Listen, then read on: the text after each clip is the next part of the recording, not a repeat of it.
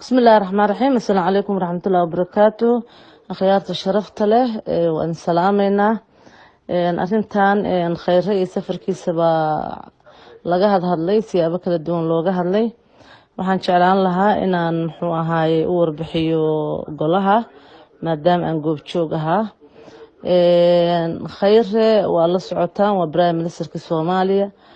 arrimaha wuxuu u joogay galmudug muxuu ahaa labada isbuuc soo dambeysay markii dambena wuxuu soo gaaray gaalkacyo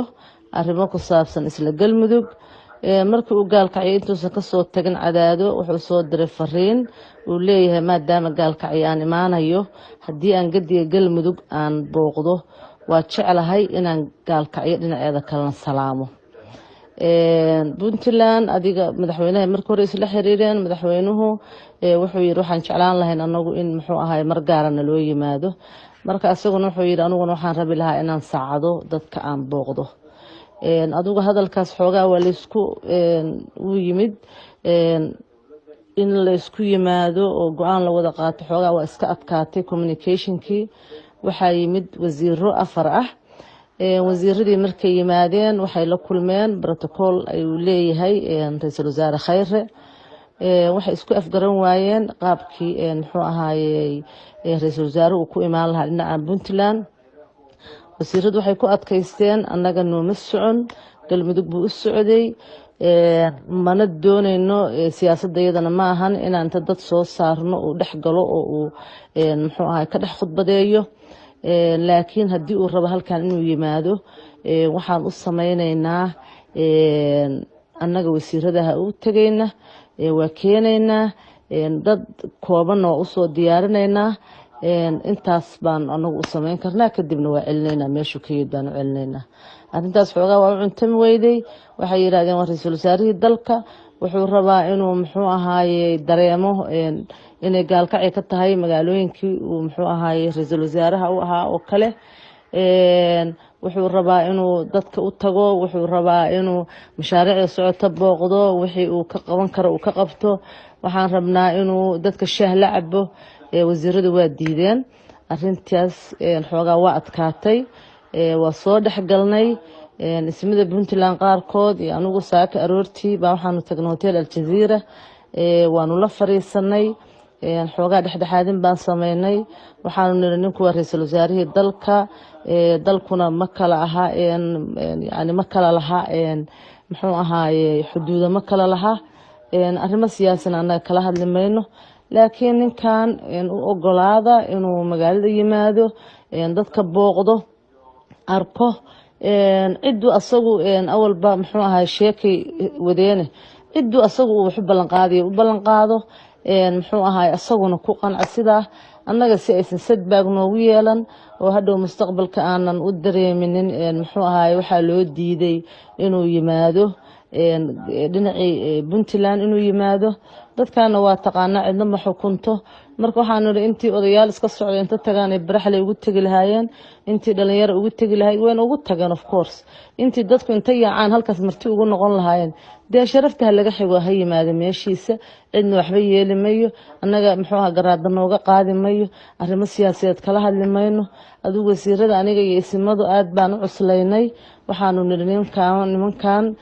ha loo fududeeyo waa ceeb ilaa iyo shalay in la isku jiito ha yimaado iyo ma imaanayo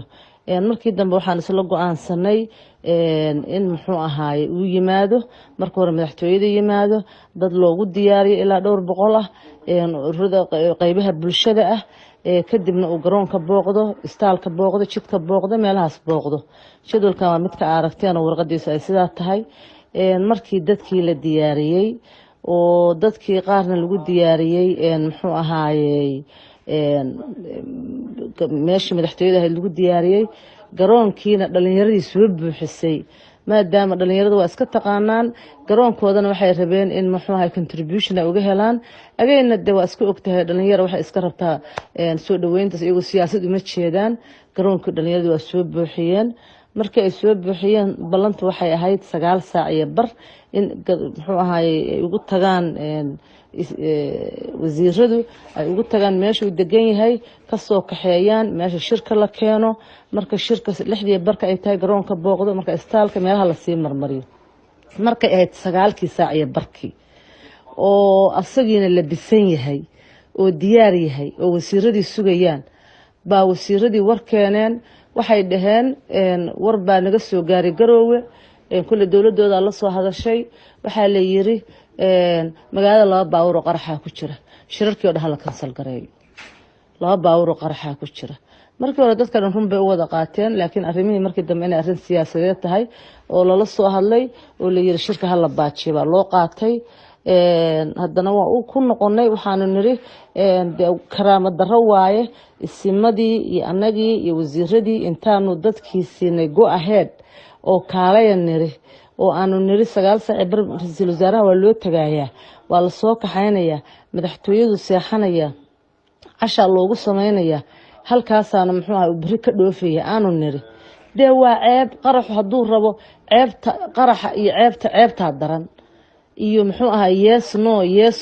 ceeb waaye marka waxaan dhahnay dadkan ha loo tago oo shirarka yaan la baajin maya baa la yiri go'aankaas waa cad yahay magaalada security threat baa ku jira shirarka ha la baajiyo kii madaxtooyada aan baajinay waxaan aragnay dhalinyaradii inay isabaabuleen meesha soo buuxiyeen sida sawirkaas adin soo diray aad arkaysaan markii ay muxuu ahaa buuxiyeen anagu niyad jabna ma rabno karaamad darrana ma rabno gobolkaana waxa waaye waxaan u joognaa interestigiisa inaan shacabkayga niyad jabina ma rabno in uu nagu reebo raad kale nagu reebo iyo cuqdad iyo muxuu ahaay waaba meeshan loo ii diiday iyo marmarsiye iyo dhalinyarada laftirkooda ay kacaan oo yiraahdaan xorriyadii baana la ka qaaday daraadeed anigu waa diiday in muxuu dhalinyarada la kala dareeriyo muxuu ahaay waxaan wasiirada mar labaad ku khasabnay in aan u tagno oo muxuu ahaa soo kaxayna at least oo aan madaxtooyada keeno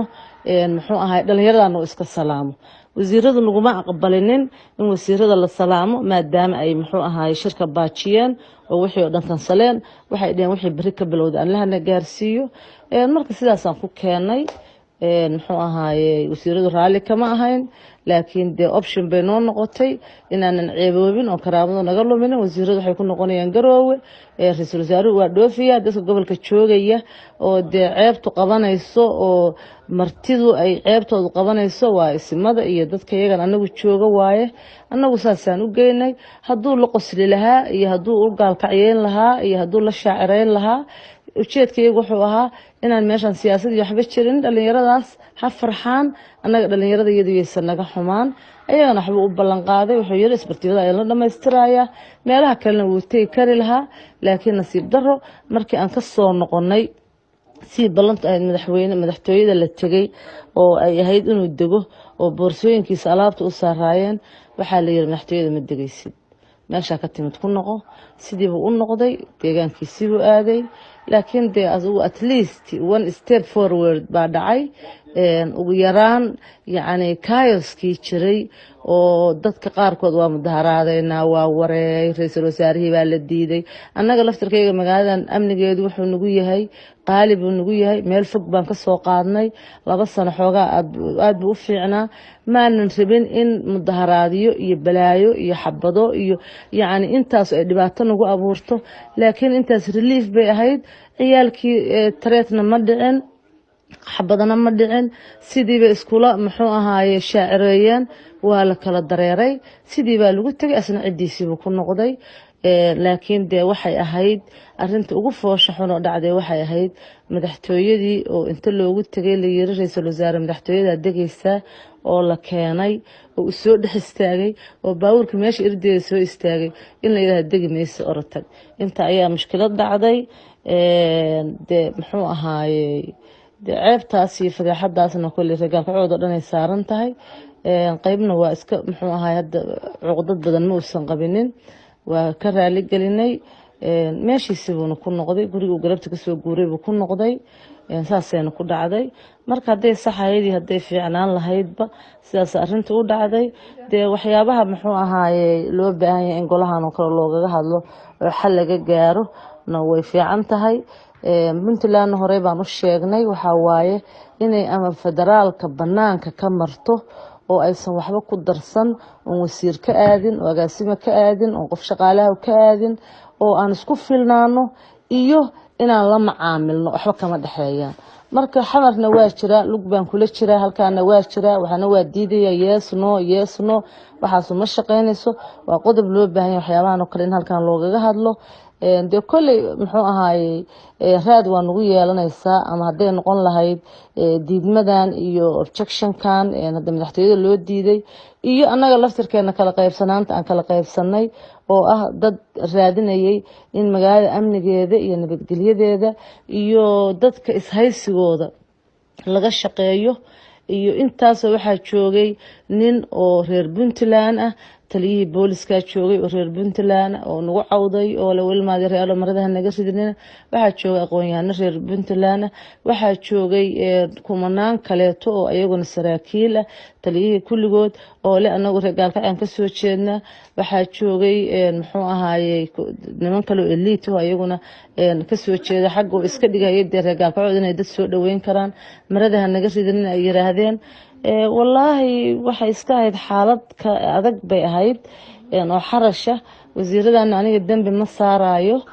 waa niman shaqaalo ah waaye junior waaye dee waxa weeyaan waajibkoodii amar baa la soo siiyey amar haddii la soo siiyana waxa weeye dee muxuu ahaa ismada gobolka jooga iyo shacabka iyaga anaga muxuu ahaa dadka iyaga waayeelka gobolka jooga dee anaguna go-aan waa qaadan karnaa waa dhihi karnaa waxyaabaha masiiriga ah oo gobolka dee waa qaadan karnaa dowladuna waxaan leenahay hadhowto annaga waa dowladayadii raalli baan ka nahay arrimaheeda iyo siyaasadeeda inaan gallo ma rabno laakiin wixii annaga amnigayaga iyo shacabkayaga iyo dadkayaga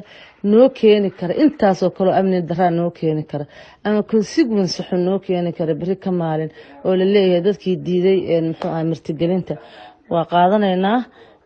dee waana ku faraxsannahay aanan ka wada hadalno laakiin ma jiraan wax kale intaas idiin sheegay waaye waxaana jeclaan lahaa yani haddii laga doodayo saas in looga doodo laakiin waxba ma jiraan annaga goobjoog ahayn from the beginning to the end sidaas ahayd. Assalaamu calaykum.